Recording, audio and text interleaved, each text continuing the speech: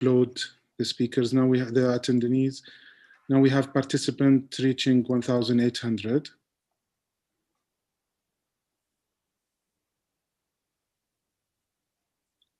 Try to share my screen.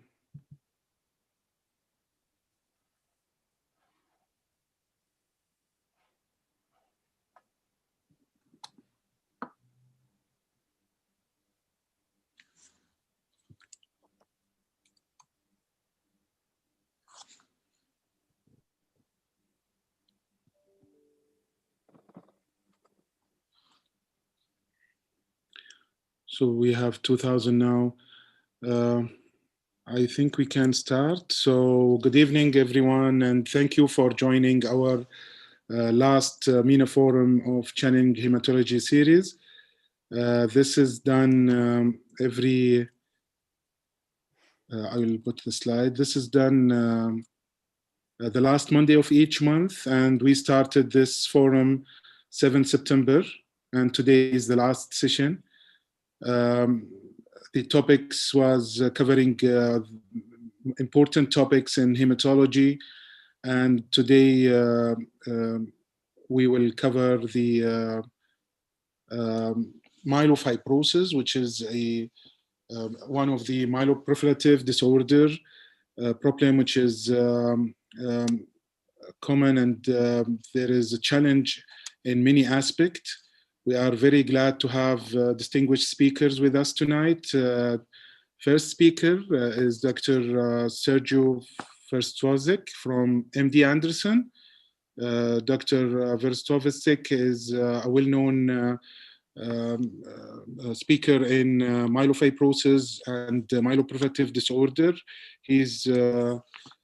He will speak today about the personalized management of myelofibrosis in 2020. There is many new things we're looking forward to hear from our speakers. Please don't forget for all the participants to put their questions in the Q&A section. We will filter it, and then I will ask your questions. We will speak tonight also about the challenge in clinical challenge and in the diagnostic challenge. Please, Dr. Sergio, without further delay, please, I will stop share and you can share your presentation.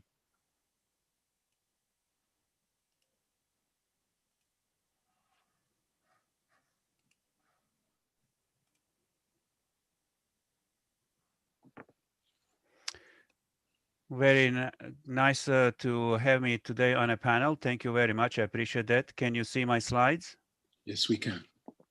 Okay, and you can hear me well. So again, a big pleasure and honor to join today. A wonderful event and amazing number of participants. Hopefully my contribution as one of the three panelists will be useful to your everyday practice. It is really a personalized management of myelofibrosis that I will project how I look at that. And perhaps in the Q&A later on, I can learn from your experience, from your questions in particular. So I have about 25 minutes for my slides, and not to spend too much time in introduction, let's go directly into the disease course and complications. First, to make sure that we understand that the early prefibrotic myelofibrosis, which was introduced to us in 2016 in WHO classification of hematological neoplasms, is in large part different than fibrotic myelofibrosis or post-ET, post-PV myelofibrosis, the one that we usually think about when we talk about myelofibrosis. I want to spend 2 minutes on the early prefibrotic myelofibrosis, which is on the left side of this slide. This is the short-term vascular events are the problem, and we manage as ET because typical survival is about 15 years. And I want to exemplify this with 2 additional slides because there is a lot of confusion. What is actually early prefibrotic myelofibrosis and what is the management style for these patients? And then we're going to move to what we see here overt myelofibrosis, fibrotic myelofibrosis with short life expectancy, 5 to 7 years, and all these problems that we can see with constitutional symptoms, with organomegaly, with cytopenias, with leukemic transformation in a quarter of the patients, and bad quality of life. So this will be the topic today. So starting with early prefibrotic myelofibrosis, 2 slides. This is not so aggressive neoplasm. Remember how we came to recognize this entity. 2011, 10 years ago, major paper in Journal of Clinical Oncology. Look at the left side of the slide. The patients that were supposed to have essential thrombocythemia in the experts academic centers throughout Europe were reanalyzed, and about 20% of them were said, no, you have early prefibrotic myelofibrosis, and the outcome is different. What is the difference? For ET is close to normal, about 20 years. For 65-year-old, 70-year-old patient, this is typical age, that's about normal. For prefibrotic myelofibrosis, it on average, the life expectancy is 15 years. 15 years. What's the risk of transformation to fibrotic myelofibrosis? Right upper panel, prefibrotic myelofibrosis, 15% after 15 years. And what's the risk of transformation to acute myeloid leukemia? About 10% after 15 years. So when I see patients with prefibrotic myelofibrosis, I tell them, look, it is not so aggressive because the risk of dying is delayed. It's not 5 to 7 years. It's 15 years and 15% risk of progression to fibrotic and 10% risk progression to AML after 15 years. So remember that 15 years or 15 as a number, which is useful across the board. So what's the management style? If most of the people were carved out of what we used to call ET, then of course it's mimicking ET, and we need to worry about bleeding and thrombosis. Only minority of the patients will develop over time those symptoms of progressive fibrosis and have symptoms and shorter life expectancy. So we basically treat patients with prefibrotic myelofibrosis the same way we treat ET patients, applying the same prognostic scoring systems for thrombosis, and try to decrease this thrombotic risk. Okay, moving on to prognostic models for fibrotic myelofibrosis. Of course, they can be applied to prefibrotic myelofibrosis, but again, people will be by and large low risk or intermediate one. This is a classic prognostic models for myelofibrosis. I'm not going to go through them. Just to remind everybody that we started with IPSS, developed the IPSS that has the same 5 factors. None of these are molecular or cytogenetics. In the DIPSS, anemia has more weight. And then DIPSS Plus introduced the cytogenetics, platelets, and transfusion. Not to remember all of those, just to remind everybody, why are we prognosticating? To identify the patients that have a life expectancy less than 5 years. You see this in a table. By any of these 3 prognostic scoring systems, intermediate 2 and high risk are those that have a life expectancy less than 5 years, and they should be referred to the transplant. That's the ultimate goal of the prognostication, not much of anything else, right? It shouldn't be that we prescribe pills or IV medications or sub-Q injections based on risk of dying. It is the primary reason for prognostication to refer to the transplant. And even then, there is a lot of confusion. Our Spanish colleagues published this a few years ago, comparing the performance of IPSS in the blue colors to DIPSS in the middle and DIPSS plus in the right part. This is the separation of the patients, the same close to 500 myelofibrosis patients in the Spanish registry by different prognostic scoring systems at the same time. And I want to give you one example how this is unreliable, actually. Look at here in the blue color, intermediate 2 risk patients in the upper panel of the blue. If 1 month later you see the same patient and now you apply DIPSS, only about 40% of the patients will stay intermediate 2. 61% will be downgraded to intermediate 1. Just 1 month later, you say prognostic scoring system that I use at the time of diagnosis, IPSS, put the patient in intermediate 2, and then a little bit later, it's intermediate 1 with completely different prognostic outlook. So that gives you the good sense how the seriousness of these prognostic scoring systems, and everything that we do needs to be taken a little bit with a grain of salt. It's not black and white. And of course, molecular information contributes significantly to outcome. In the upper part of the slides, we know that the driver mutations have an impact. Calreticulin positive patients have the best outcome, and triple negative patients have the worst outcome in the upper part of the slide. And many of us now do NGS testing in everyday practice. Here we do this automatically in everybody, and we can do this extensive testing in about 82 different genes to identify high molecular risk features that are listed in the lower part of the slides, which further can divide the patients in a different way with the new prognostic scoring systems. So what about these new prognostic scoring systems? Here is one example: MIPSS 70, 70 plus, version 2, GIPSS. There are so many of them, and they are complicated. Look at this one. This is MIPSS 70 plus. You have to know the driver mutation status because it includes calreticulin type 1 absence, then high molecular risk and a number of high molecular risk mutations and the karyotype. We don't even may not have all this information, and if you do, you need to go online to put this on this website to calculate, because it's not that easy, right? It's not that easy. So the practical question is, when do I use this more perhaps specific, perhaps more accurate prognostic scoring systems? Should I be testing for all of this? The cost is associated. I would say that I am perhaps old-fashioned. I use simplicity, IPSS, DIPSS, and then if I have an issue with the intermediate risk patients, then I plug in the molecular information, karyotypic information, and say, is that patient, which is perhaps intermediate 1 with IPSS or DIPSS, is that patient then going to be sent to the transplant sooner because of bad karyotype or bad molecular? Certainly, I don't see a reason to test everybody with all this testing.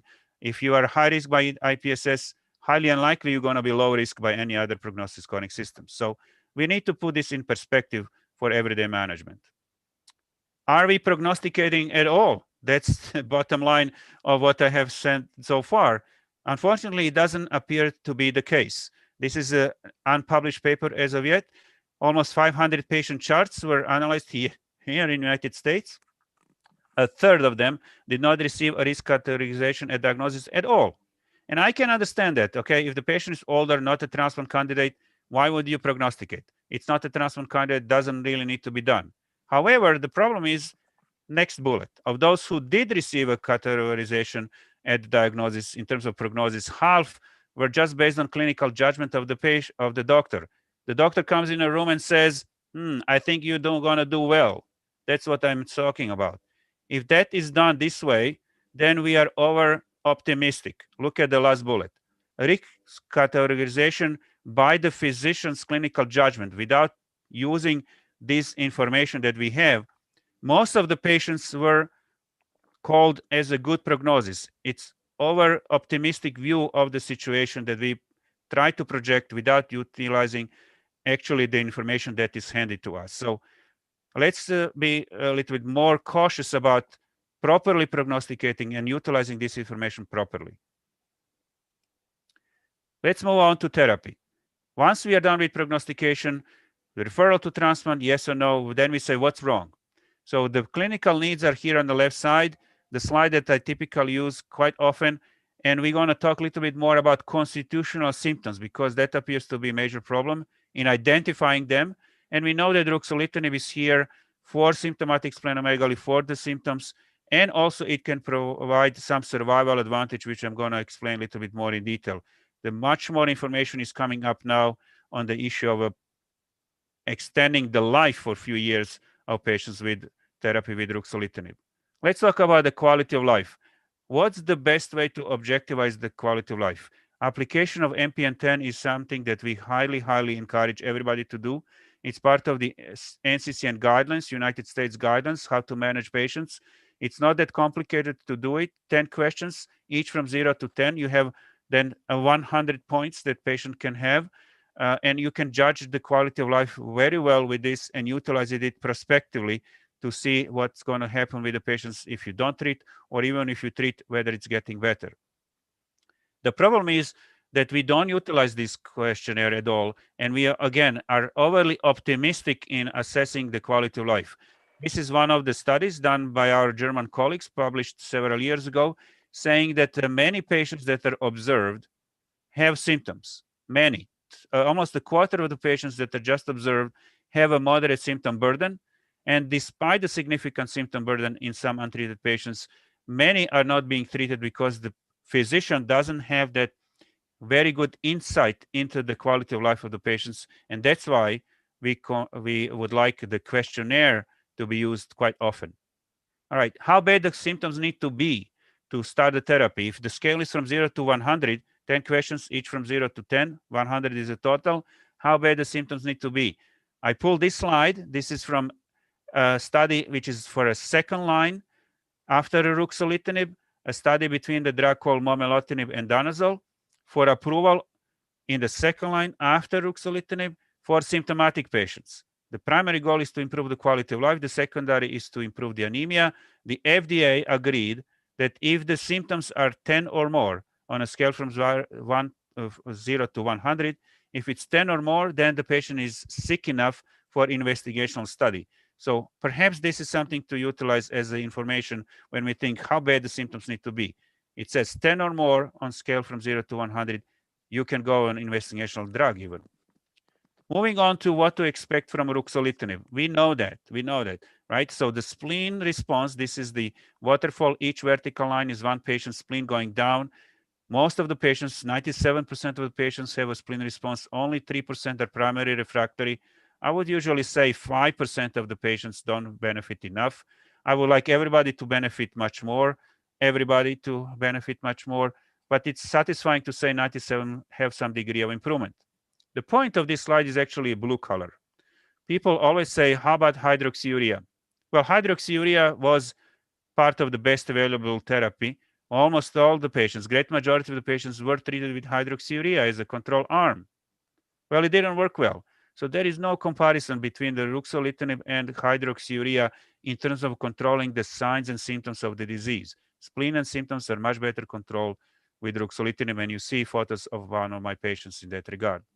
Therefore, we can easily say that ruxolitinib is preferred medication for symptoms in the spleen, and Hydrea is for control of progressive leukocytosis or thrombocytosis as a cytoreductive therapy.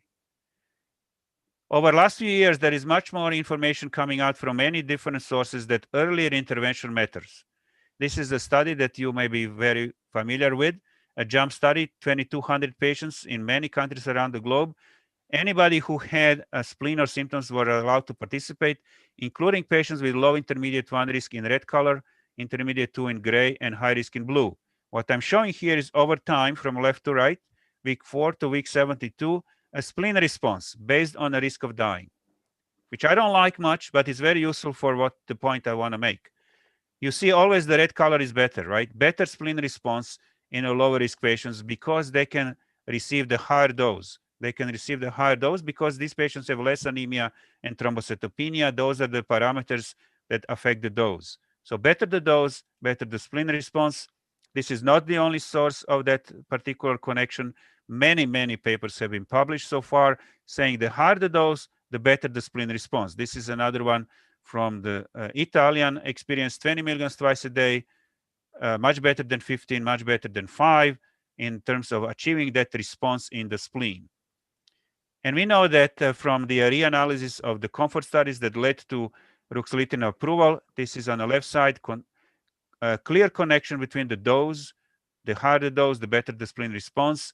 This is not so for this quality of life improvement.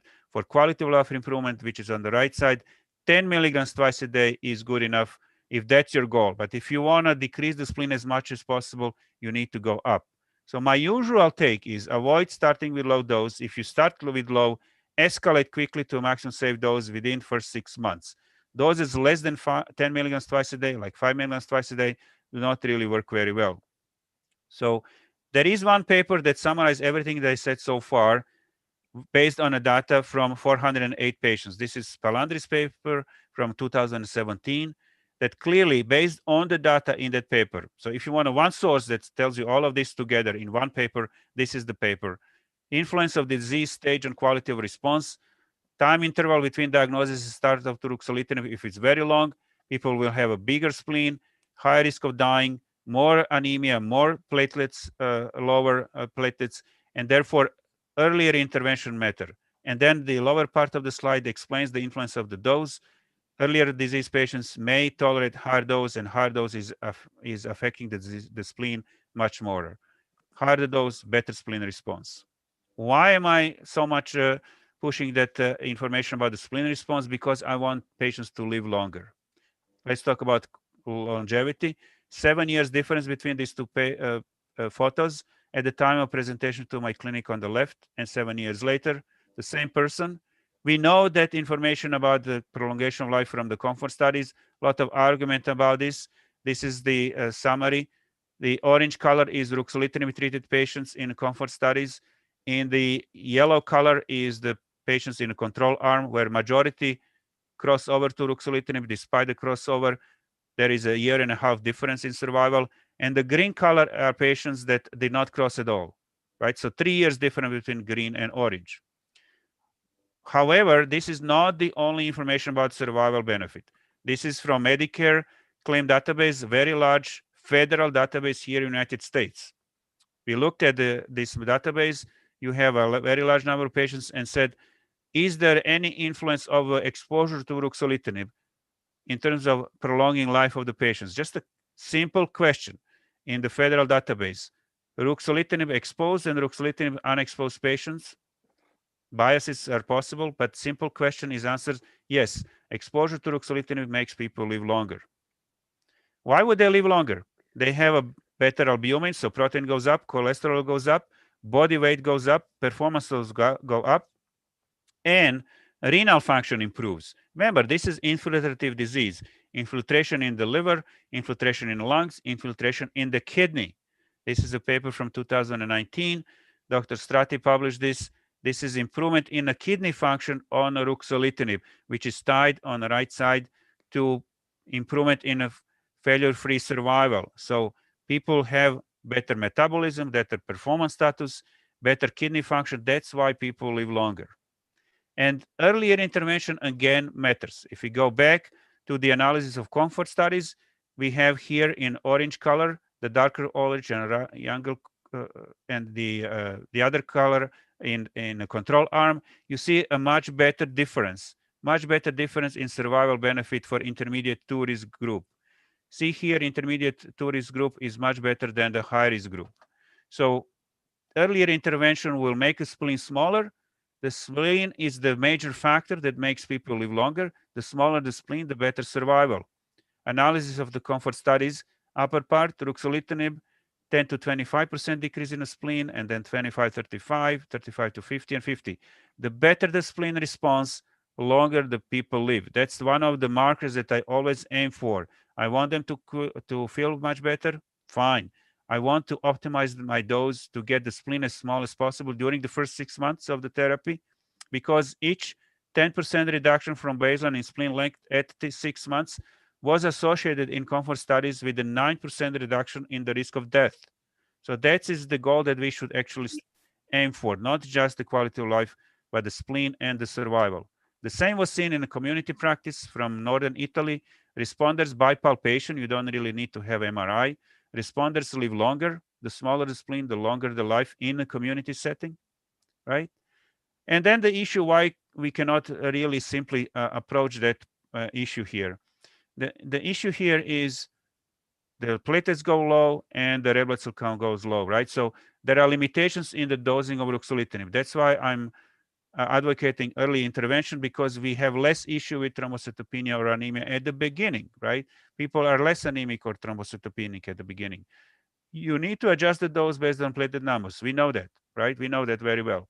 But let's talk about anemia here.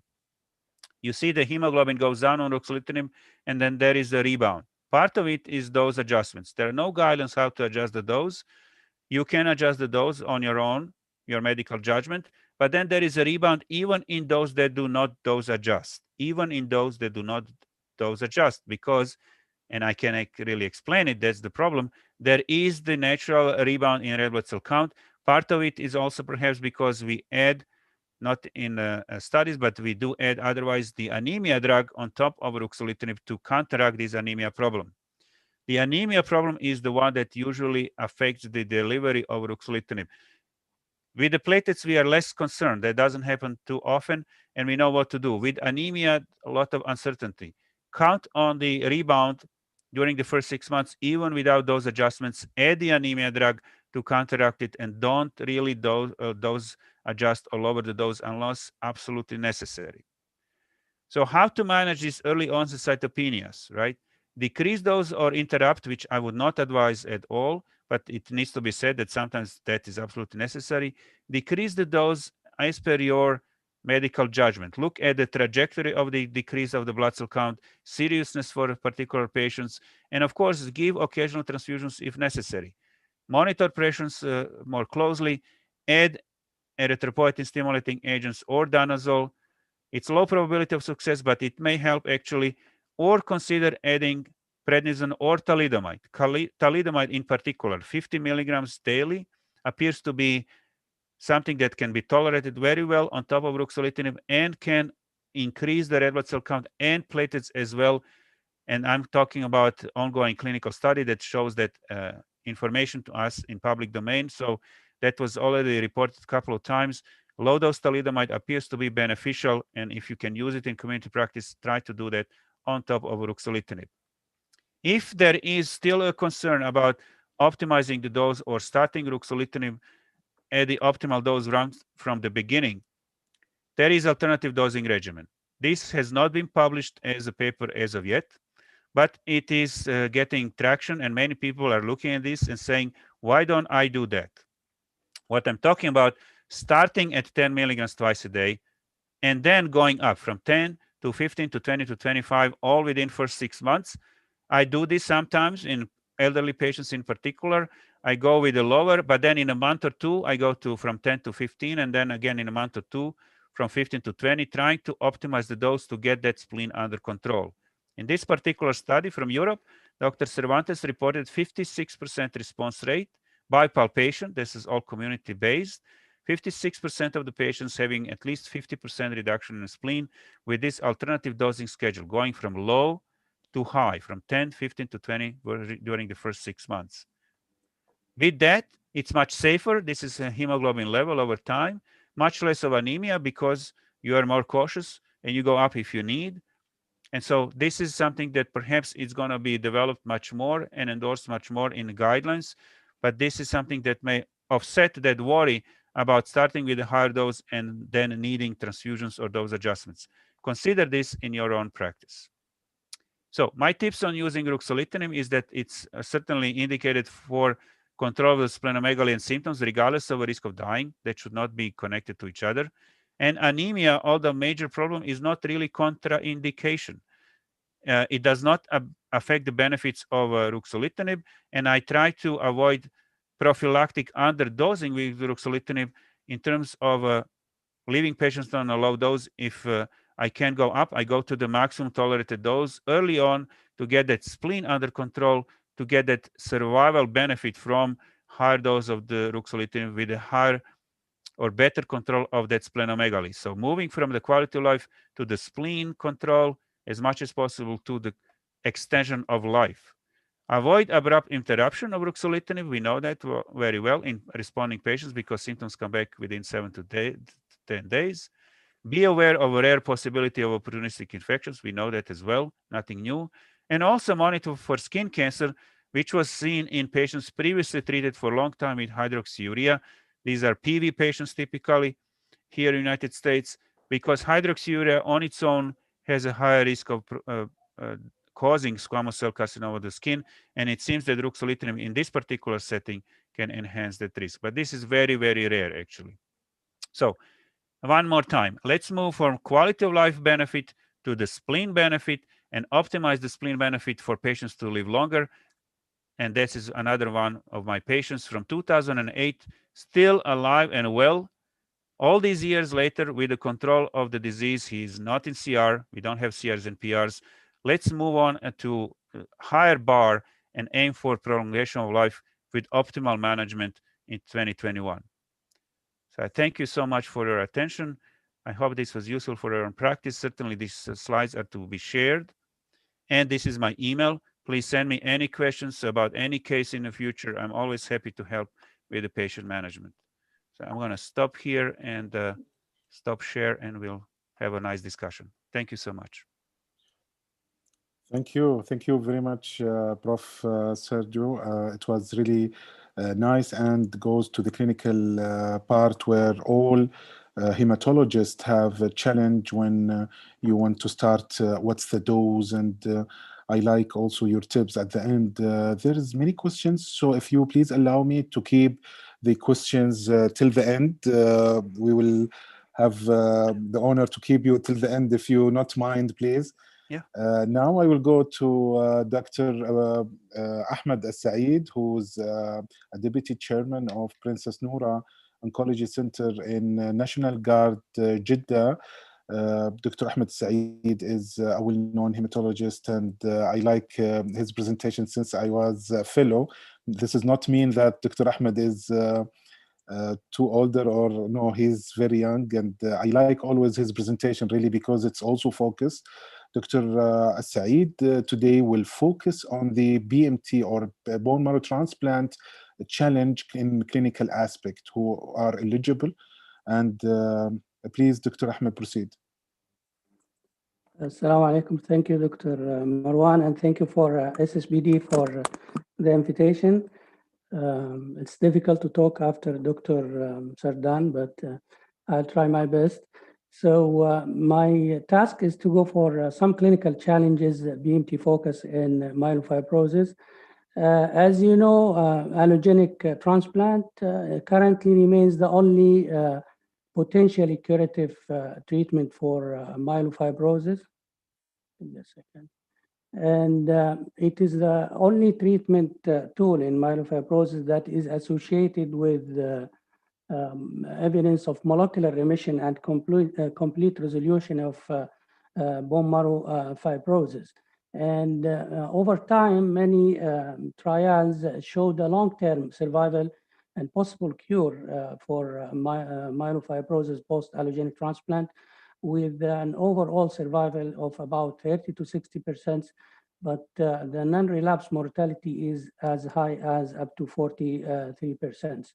So this was reflected on the practice, and there is over years increasing number of transplant for myelofibrosis.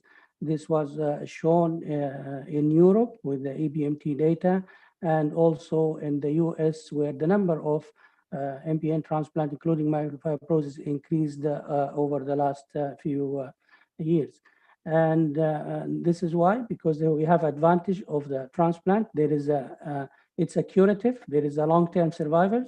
We have a long experience, and there is clear decreased risk of progression and AML transformation for myelofibrosis. But unfortunately, there are some disadvantages. Transplant is not for every patient. Not every patient is fit. Not every patient has a donor, and not every patient benefits from transplant. It is an intensive treatment and is associated with complications like GVHD, graft failure, immune deficiencies. And unfortunately, there is no prospective randomized trial comparing transplant to non-transplant. So this brings us to challenges of transplant in myelofibrosis, which I think this includes many issues. Which patients is indicated for transplant? And of those patients, which patient can benefit from transplant? What is the best donor? What about the pre-transplant treatment, especially the role of standard of care now, Ruxolitinib? And is there any role for splenectomy pre-transplant? And what is the best conditioning regimen for transplant if we will go for transplant?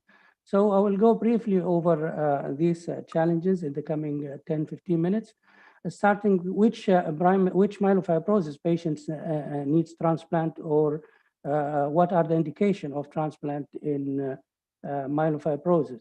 So prognostic stratification, as mentioned by Dr. Serg, is the current key clinical decision-making factors to indicate the transplant based on the short survival seen in the high-risk groups. There are multiple prognostic scores, as mentioned earlier. So which one to use to go for a transplant? This study is published by Dr. Kroger in 2015, which showed the impact of allogenic transplant in myelofibrosis patients less than 65 years. This is a retrospective study, so stratified patients based on DIPSS to see to evaluate the outcome on 190 patients who received transplant versus 248 patients who received the transplant. And what they found that the survival of high risk, intermediate to and high risk patients favored the use of the transplant with a statistical significance difference. For example, in a high risk patients, the 10-year survival is 27% in transplant compared to almost no patients in non-transplant. But the difference in low and intermediate risk was in favor of non-transplant. One important point for this study is no patients were treated with Ruxolitinib, which is the daily practice today. Another larger multi-center retrospective studies published last year from CIBMTR, where they studied the overall survival of myelofibrosis patients, compared 551 patients who were transplanted to almost 1,400 patients who were not transplanted. And based on DIPSS, what they found, they confirmed that the patients with intermediate to and high risk, the transplant is superior. The low risk patients, the non-transplant is superior. And some patients of intermediate one, they might benefit from the transplant. One important point of this study, shown in this study, is that the benefit of transplant will take time to be seen. And if you see the lines they crossed, and for example, in intermediate one after 6 years, in low risk patient after 9 years or 10 years, but it's crossed early in the intermediate one and high risk patients. So what is the impact of molecular genetics stratification on the outcome of allogenic transplant in myelofibrosis? As shown by Dr. Serge, that there are multiple scoring systems now involving genetic factors. So recently published multiple study addressing this issue of impact of molecular genetics on the outcome of myelofibrosis. And the conclusion from this study is that the molecular mutation might have an impact on the outcome after allogenic stem cell transplant. For example, the patients with CAL reticulin mutated have a significant improved outcome after transplant, while the patients with ACXL1 and IDH2 mutation have a poor outcome. But what can we say that we need a further study to validate this recommendation? So what are the indications for transplant in myelofibrosis now? These are the revised recommendation from ELN and EBMT, where they mentioned that transplant is indicated in patients less than 70 years who have intermediate 2 or a high risk disease.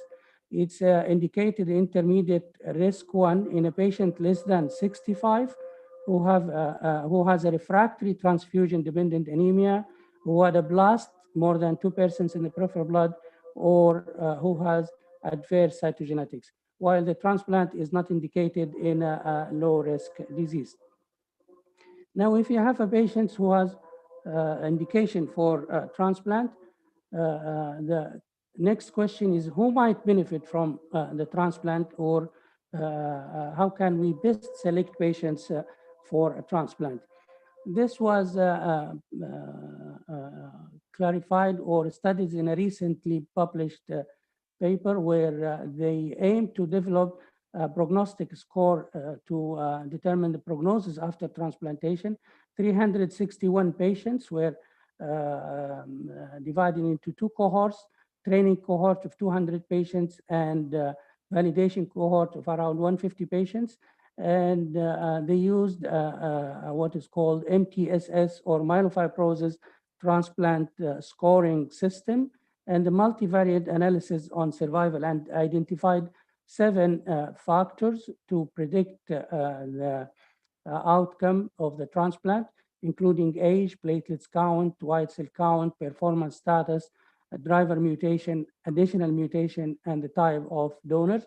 And they categorized patients into low risk, intermediate risk, high risk, and very high risk. And they found that the patients who have low risk or intermediate, their outcome, the survival is 90 and 77%, while the patients who have very high risk, their survival post-transplant is only 1/3 of the patients. Who is the best donor to use for transplant in myelofibrosis? So this was addressed early, long time ago, and this paper in 2009 from the EBMT, prospective multi-center phase 2 trial, and it showed multiple factors affecting the outcome. One of the factors is the type of the donor, where the mismatch unrelated donor is significantly inferior to match-related, HLA match-related donor or HLA match unrelated donor. Another study by RC in 2014, where they evaluated 66 patients, 32 patients for sibling donor and 34 for unrelated donor, and they used the RIC flomelphalan for related donor, and they added ATG for unrelated group, and with a median follow-up of 25 months, they found that the overall survival is 75% in a sibling group, and it's only 32% in the unrelated group, with a median overall survival not reached in the sibling groups, and it's only 6 months in the unrelated group. And the non-relapse mortality was significantly high in unrelated group. Engraftment was also in favor of sibling group, and the MUD associated with 24% primary graft failure and 12% of secondary graft failure. So again, it showed the difference between related and unrelated donors. Now, what about haplotransplant in myelofibrosis? As you know, haplotransplant is increasing in many hematological malignancies. So a recent paper from Chronic Malignancy Working Party of the EBMT, where retrospective review of 56 patients, the median age was 57 years, transplanted from family mismatched donors. The stem cell were bone marrow in 66% and peripheral blood in the rest of the patients, and 70% of the patients had myeloablative conditioning. So what they found that the overall survival 1 and 2 years was between 60 and 56%. The progression-free survival was,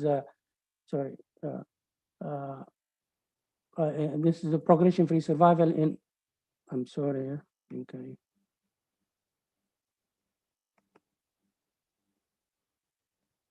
Sorry, go back. Yeah, we can see your slides now, Dr. Ahmed. Yeah, I don't know what's wrong. Move here in the arrow here. Yeah, so this is the progression-free survival at 1 and 2 years, around 60 and 40%. And relapse at 2 years is about 19%. But if you see the non-relapse mortality at 2 years is around 40%.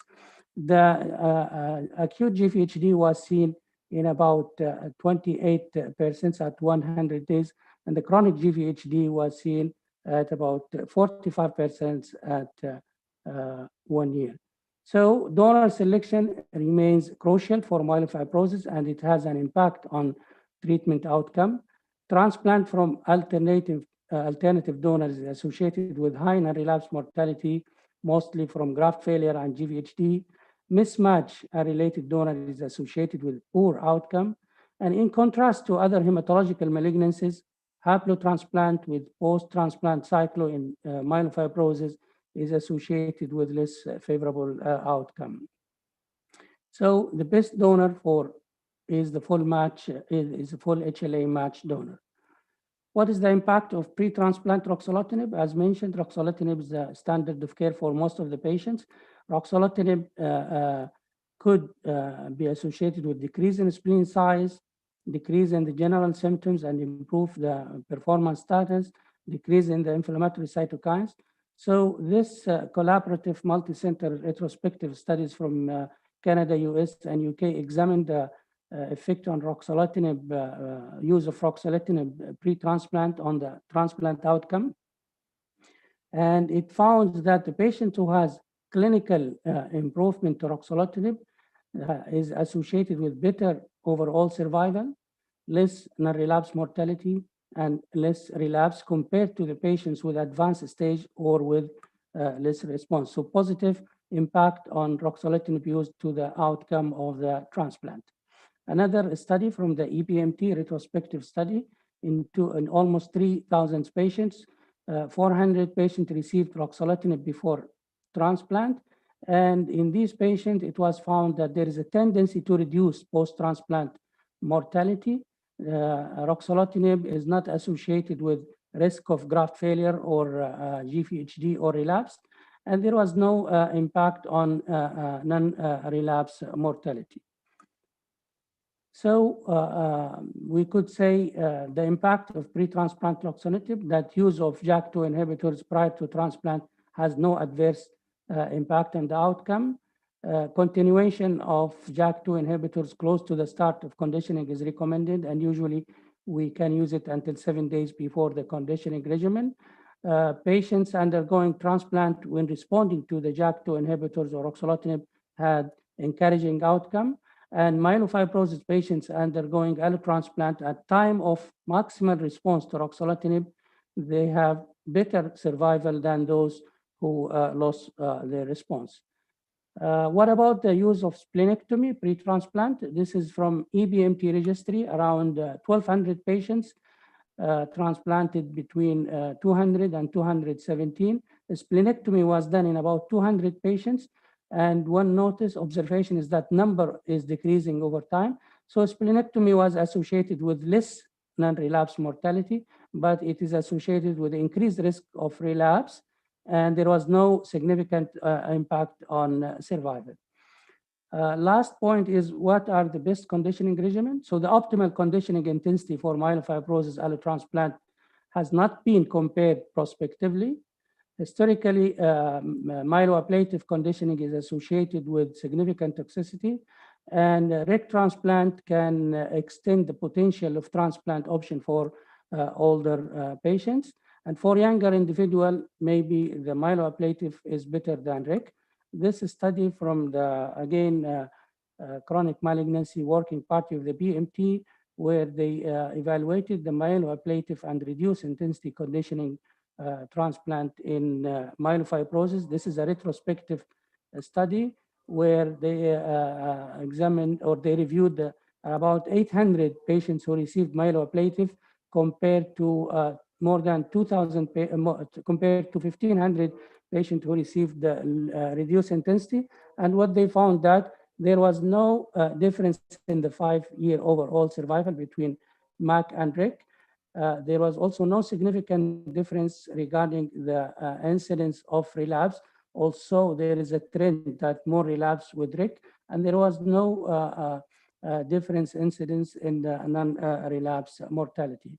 So the conclusion from this study is that to use myeloablative conditioning for younger fit patients because of the trend less relapse and significant reduction in GVHD and relapse-free survival, and REC for older less fit patients. The limitations of this study is this is a registry-based retrospective study, and it included a lot of heterogeneity for the patient.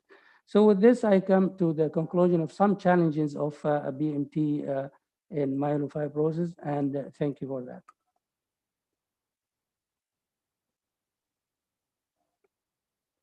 Thank you, Dr. Ahmed, for your presentation. And you focus on all the challenges that we face in a daily base. And now, last but not the least, Dr. Alia Alpha Raidi, head section of hematopathology in King Saud University, King Khalid University Hospital. Dr. Alia will give us the challenge from the diagnosis part. Dr. Alia is a well-known colleague in hematopathology, and she will talk about the challenge as well as the update in the criteria of the WHO. Please, Dr. Alia, go ahead. Assalamu alaikum. Is my voice clear? Alaikum salam, very clear. Alaikum salam. Okay, thank you, Dr. Marwan, for giving me this chance to present some challenges in the diagnosis of myelofibrosis.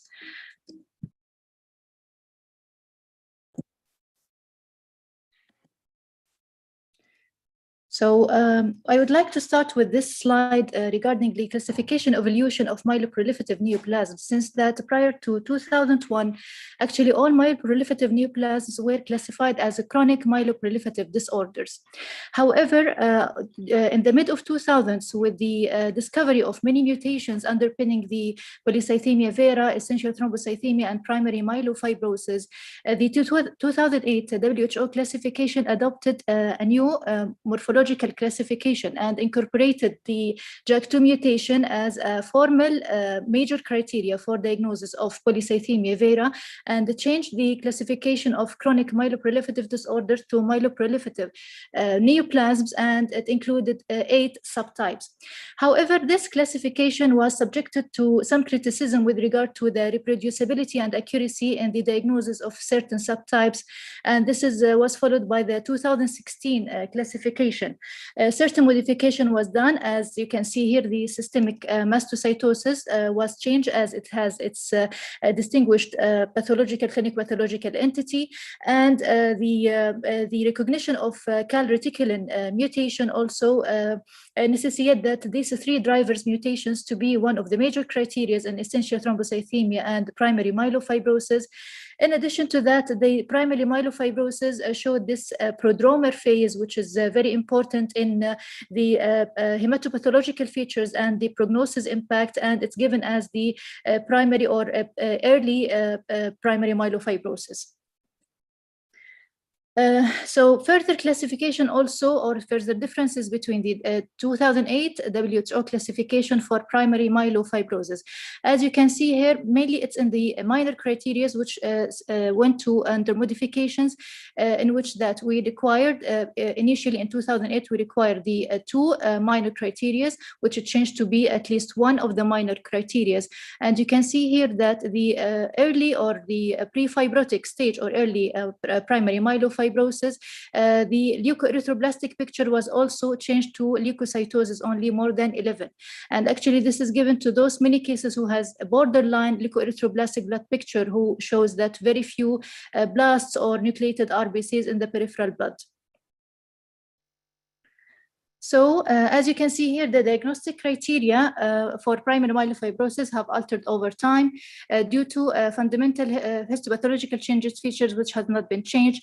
And as a consequence, the various groups of patients who were initially or in the histological literature diagnosed as a pre-fibrotic myelofibrosis might differ according to the 2016 classification. There was an ongoing debate about the clinical criteria required for the diagnosis of the pre-myelofibrosis, which prompt the presence of clonal markers or abnormal markers, as well as exclusion of the reactive bone marrow fibrotic changes. And as I mentioned, that this revision replaced the leukoerythroblastosis into leukocytosis, and only minor criteria now is needed.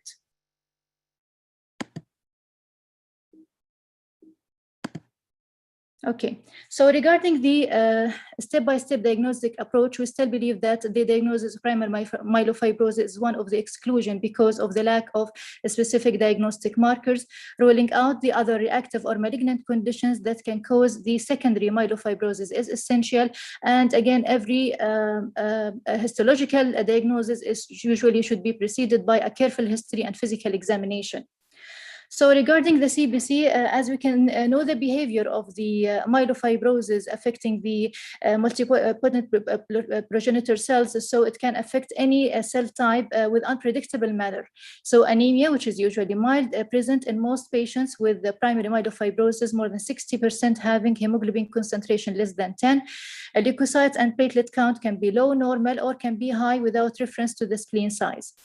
Actually, patients with the primary myelofibrosis and thrombocytosis reveal that major bleeding may be a relatively specific event as opposed to the WHO-confirmed essential thrombocythemia.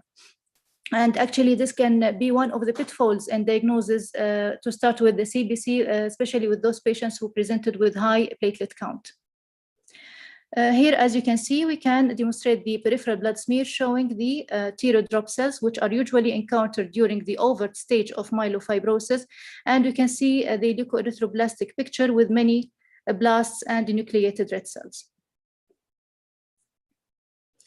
Regarding the bone marrow aspiration, it's useful for the assessment of the cell morphology and to exclude any dysplasia or iron stains for evaluation of ring sideroblasts, obtaining marrow cells for other tests such as cytogenetics and genetic mutational analysis. However, and also, of course, determination of the percentage of the blasts. However, due to extensive marrow fibrosis, most of the time you can yield a dry tab. Pre-treatment bone marrow core biopsy is necessary for both establish a correct diagnosis and as a baseline for follow-up examination. I'd like to share with you this scheme for recommendation of the proper histopathological investigations whenever we evaluate a trifine biopsy for myeloproliferative neoplasm. So the focus should be given to the evaluation of the megakaryopoiesis, which include the frequency, the size, distribution, the presence of atypia, and maturation defects. The presence of fibrosis, reticulin and collagen stains, age-matched cellularity, iron distribution, myeloblast description, either blast clusters and the percentage of the CD34 stain, evaluation of granulopoiesis and erythropoiesis as frequency and distribution. And this is, of course, very important when you diagnose the pre-fibrotic stage of primary myelofibrosis, where usually they are associated with the granulocytic proliferation and reduced erythropoiesis. Osteosclerosis, of course, it's important for the diagnosis of overt myelofibrosis. So here, as we can see, this morphological pattern or changes which happen in the myelofibrosis. As you can see here, regarding the size of the platelet of the megakaryocytes, they will demonstrate variable sizes. They tend to have dense clusters and around the bony trabeculae. So what are the challenges in diagnosis? Inter-observer variability in myeloproliferative neoplasm diagnosis has been demonstrated in several studies with an approximately 80% agreement rate. However, this is a challenge that both pathologists and hematologists need to be aware of. So it is essential to consider the quality and quantity of the bone marrow samples, adequate investigations, medical history within a multidisciplinary process for these cases. Here, I want to share with you this study regarding the impact of the minor criteria between the patients who were diagnosed as essential thrombocytosis and pre-myelofibrosis.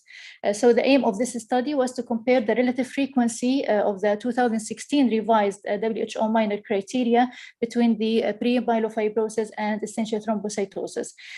So it has shown that in total 170 patients with the pre-myelofibrosis and 225 patients with ET were the inclusion, and it showed that the most frequently parameter which is associated with the pre-myelofibrosis was the high WBC count and the elevated LDH.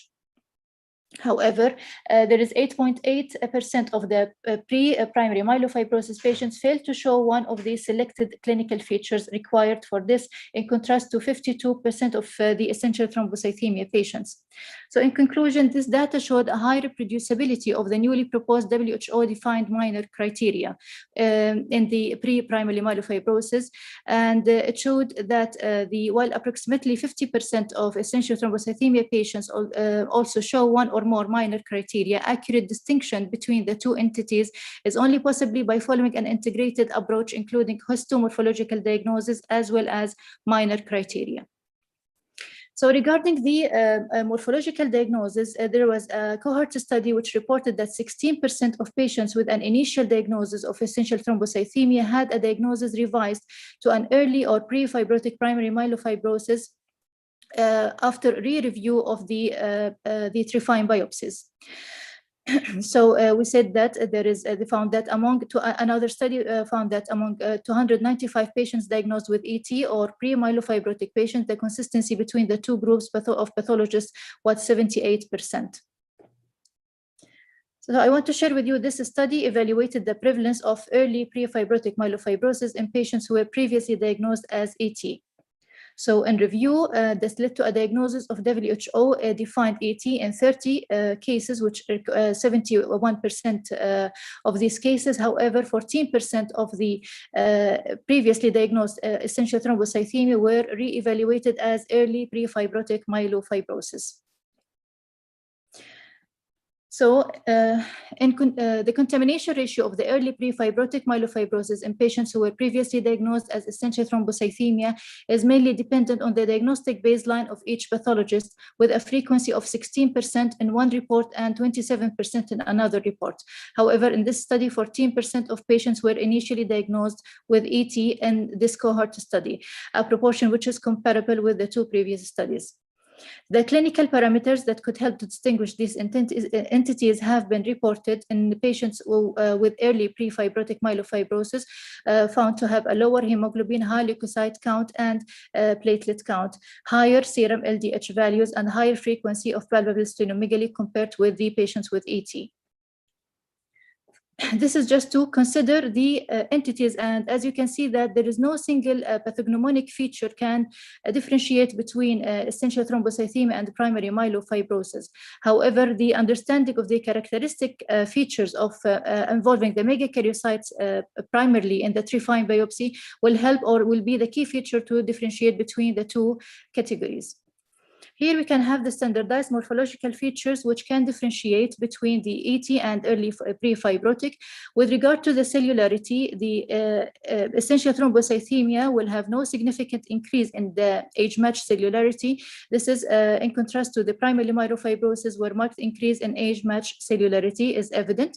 Granulopoiesis and erythropoiesis will have no significant increase, while we have pronounced proliferation in the granulopoiesis and reduction in erythropoiesis precursors.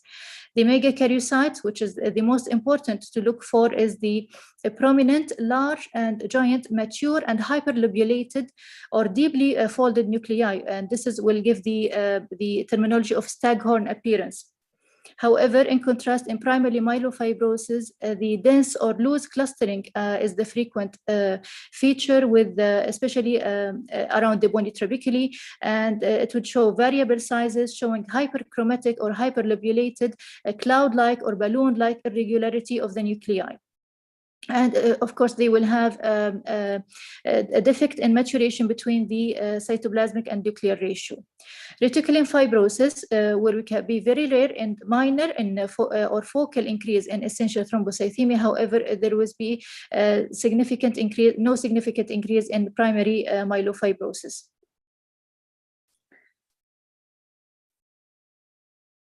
So with regard to the pitfalls in grading the fibrosis and collagen deposition and osteosclerosis, we have here the WHO classification or for semi-quantitative bone marrow fibrosis. This was very important in the 2017 WHO grading system, which incorporated this scoring scheme for collagen fibrosis and reticulin fibrosis. What are the pitfalls which we have to take care while we are evaluating the reticulin fibrosis? We have assurance of adequate core biopsy size, avoiding areas with significant crush artifacts, and ensuring appropriate section of the thickness. However, the thickness it's might lead to overcalling of the reticulin fibrosis. Staining of another section is warranted in cases of observed overstaining or weak staining. This is just to demonstrate here the collagen fibrosis and the extent of osteosclerosis, which is usually seen during overt stages of myelofibrosis. immunohistochemistry, in which recently the prepared monoclonal antibodies that recognize the mutated CAL on the immunostaining with positive findings obtained for the cytoplasm of megakaryocytes of the bone marrow biopsy specimens, and those patients with MPN not otherwise specified, or in essential thrombocythemia, or in primary myelofibrosis. So I want also to demonstrate some points regarding the myelofibrosis post-AT and post-PV myelofibrosis.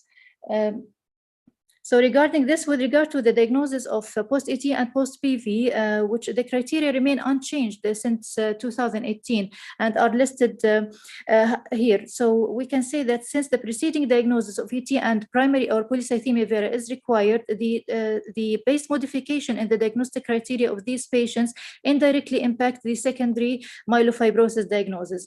Most notably is the lowering of the hemoglobin threshold for the diagnosis of polycythemia vera to less than more than 16.5 in men and 16 in females, which has brought to the diagnostic reallocation of patients for polycythemia vera. This is from one of our patients. For this patient, he was diagnosed as pre-fibrotic myelofibrosis. As you can see here with the immunostains, it can highlight all these dense clusters and variable sizes of megakaryocytes. And you can see this changes, or we call it atypia, typically for the myelofibrotic megakaryocytes. This is another patient who was diagnosed as post-AT myelofibrosis. And again, it can show significant changes which are different from the essential thrombocythemia changes of megakaryocytes. I would like to share this slide also demonstrating how to differentiate between the primary reticulin fibrosis and secondary reticulin fibrosis. This is a patient who diagnosed to have Hodgkin lymphoma involving the bone marrow. And as you can see here, this meshwork or nesting pattern of the reticulin fibers, which usually different from the parallel bundles, which you can see in the primary myelofibrosis. Another pitfall in the differential diagnosis is regarding the chronic myelomonocytic leukemia. However, in the 2016 revised WHO classification, updates has added a minimum level of monocytosis to the diagnostic criteria of CMML, which require monocytosis to account for more than 10% of the white blood cell differential count. Adding this criteria will have the overall effect of decreasing the number of cases meeting the requirements for the diagnosis of chronic myelomonocytic leukemia, keeping in mind that CMML is a sign, or the monocytosis is a sign of progression in primary myelofibrosis. I'll spend this few slides regarding the molecular diagnostics, and as you can see here, the distribution between the myelofibrosis, polycythemia vera, and essential thrombocythemia, where a JAK2 mutation will represent more than 60% of cases of myelofibrosis, followed by the calreticulin mutations and MPL, and we have the triple negative mutations. This is a suggested scheme how to go further for molecular diagnosis following the anemia, splenomegaly, and elevated LDH and leukoerythroblastic blood picture where you suspect primary myelofibrosis. Further bone marrow investigations will be starting with the JAK2 mainly, followed by calreticulin and MPL. So for the sake of time, in conclusion, the morphological bone marrow evaluation of Philadelphia negative MPN is heavily subjective, and the inclusion of calreticulin mutation to join the JAK2 and MPL as a classic driver mutations in the WHO diagnostic criteria may have driven practitioners away from the required bone marrow and morphological examination. Somatic and germline mutational data have revolutionized the understanding, classification, and the treatment of MPN in a way unlike any other fields in malignant hematology. And thank you for listening. Thank you, Dr. Alia, for this review for the diagnostic challenge. And now, with the 3,400 participants, we'll go to question and answer and the discussion. And is Dr. Sergio with us, Sharjan? Yes. Oh, nice. Okay, doctor. So I will start. There's many questions, but I will start with you. A question from our colleague hematologist, Dr. Muhannad Ahmed. He said, what do you think about the TP53 mutation in a low risk or in the intermediate risk? Especially it's not included in the MIPSS 70. So what do you think of this mutation? The P53 mutation is very rare in a chronic phase myelofibrosis. There was a first publication by Dr. Teferi and then by our group as well. It comes in very low percentages. If it is in percentages at all, it would be maybe 1%. And there are too few patients, therefore, to account in the larger database for its significance, because it's just such a low number. It is much, much higher, as we know from New England Journal of Medicine paper from Dr. Kralowitz in Europe, that at the time of the transformation to acute myeloid leukemia, 20 to 25% of the patients may have a P53. Now, of course, the patients that are in a chronic phase and have that mutation identified, are they at a high risk or not? The prognostic scoring systems don't say so, but one can suspect that over time that can be the case. There is a need for a study that would be prospectively followed their allele burden, right? VAF of the P53. That would probably give us some answer. But at the moment, it's anecdotal finding, and we don't usually use it as a bad prognostic factor just because we don't have that information ready. Thank you, doctor. And the other question for you, for failure of ruxolitinib, if you want to use another agent, what's your preference? He put here two options, busulfan or cladribine. Any experience with those post or failure of ruxolitinib? Between the two, I have never prescribed you busulfan, so the answer is obvious. Cladribine quite often. He said, is the dose you use, he wants also to know the dose. So but let's talk about this, because there are different ways of failing, right? So the failing based on the progressive anemia or thrombocytopenia is probably the worst, because the low platelets on its own are bad prognostic factors.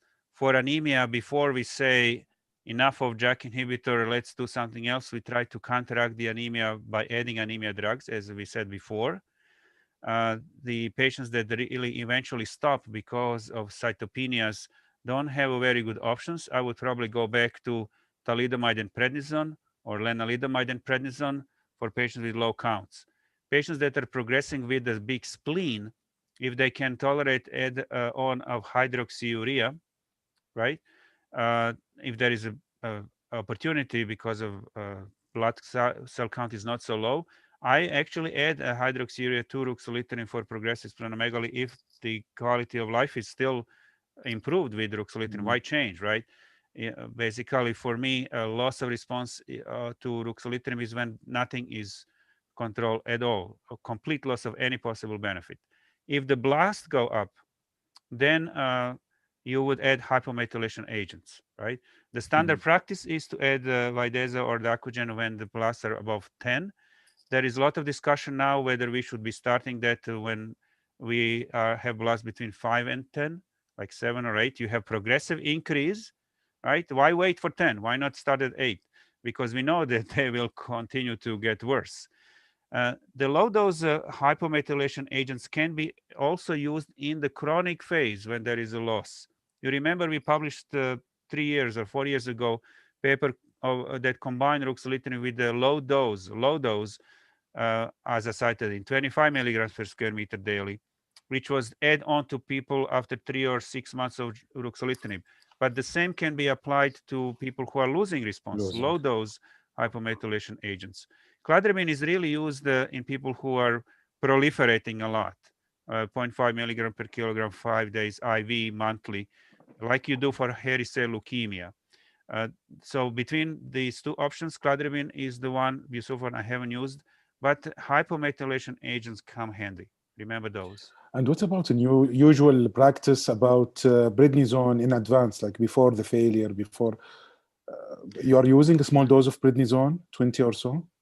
I don't like to use the prednisone forever. So if the patient is not feeling really well or a cytopenia settle in, and I try danazole, 200 milligrams daily, or I try erythropoietin stimulating agents if it's possible, if the erythropoietin is low, not too often.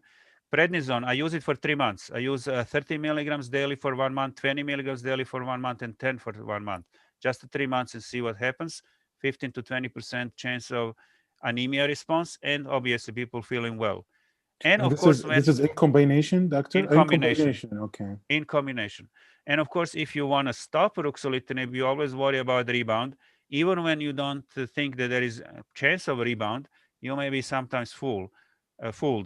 So if you see the symptoms coming back, give the steroids during the tapering off of ruxolitinib. Don't stop cold turkey, or you have to restart ruxolitinib when the symptoms come back very badly.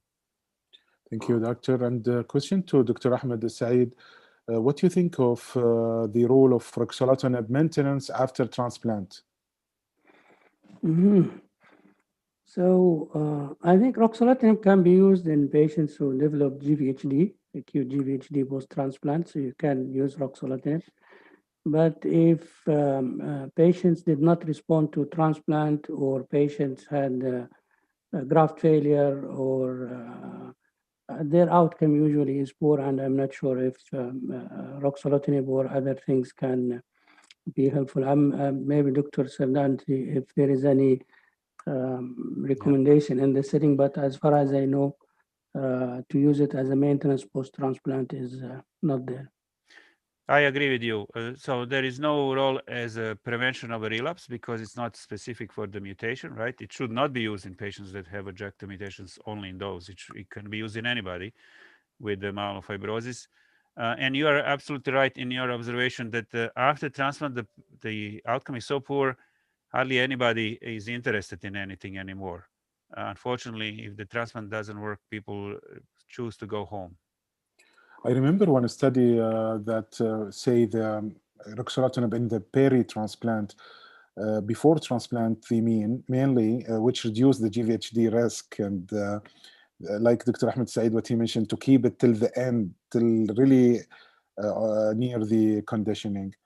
A question to Dr. Ahmed. Now you mentioned about the splenectomy, and it's only 16% of those patients were splenectomized. In our hospital, the risk of thrombosis in that situation is more than 10%, and we now only refer a huge spleen only for transplant.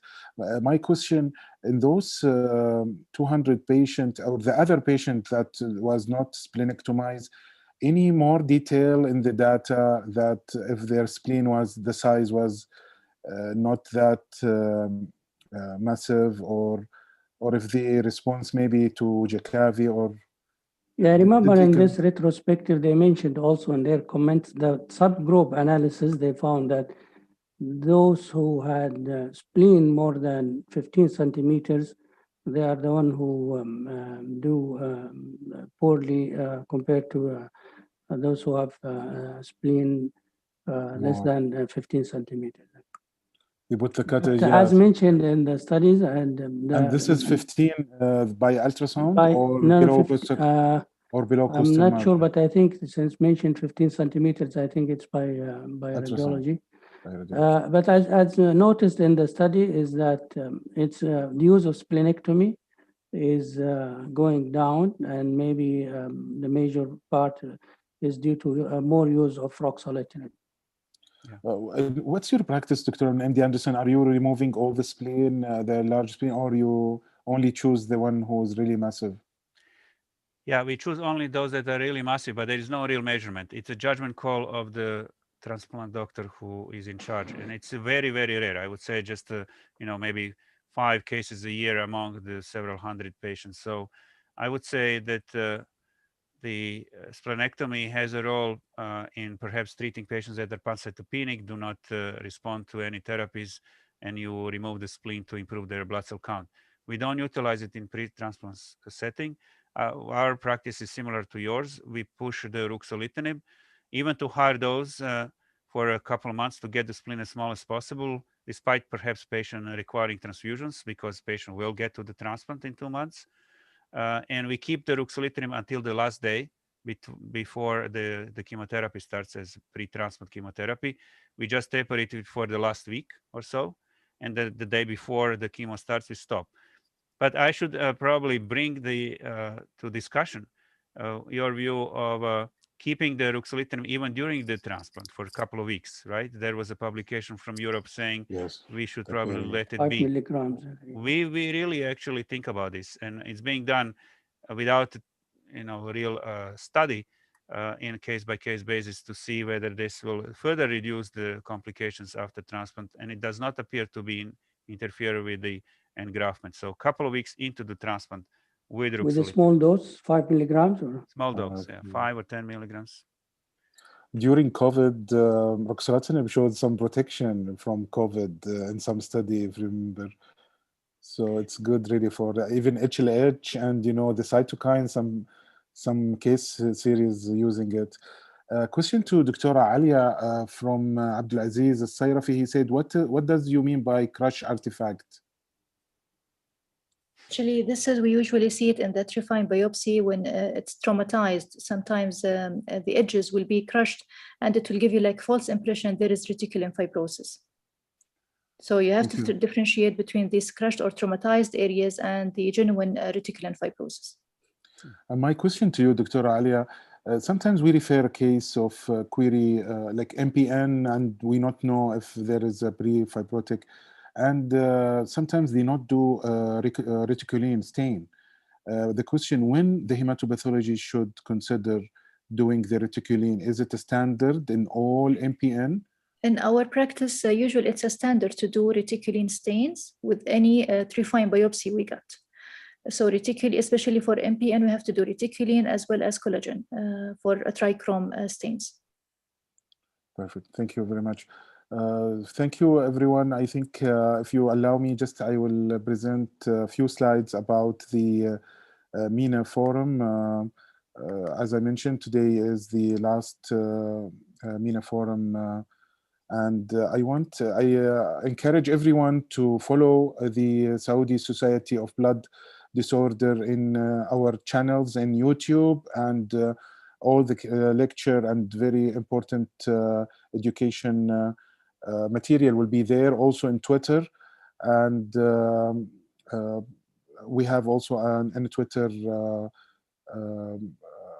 another channel that is also giving you a good educational materials.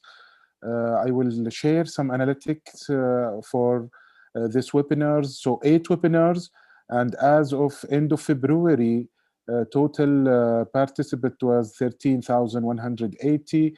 There was 32 speakers and moderator, and 34 total country from participants from 34 country. And I encourage everyone to. I want first to thank our platinum sponsor Janssen and the gold sponsor Hikma with unrestricted support. And also I encourage everyone to attend tomorrow webinar, which will be in multiple myeloma care in Saudi Arabia. This will be at 8 p.m. same time. 8 p.m. in Kingdom of Saudi Arabia time. At the end, I want to thank our speakers for giving us these talks today, and I want to thank all the 3,400 participants. Hope to see you in the future meetings, and please stay safe. Thank you. Thank you, everyone. Thank you very much. Thank you. Thank you, everybody. Goodbye. Thank you.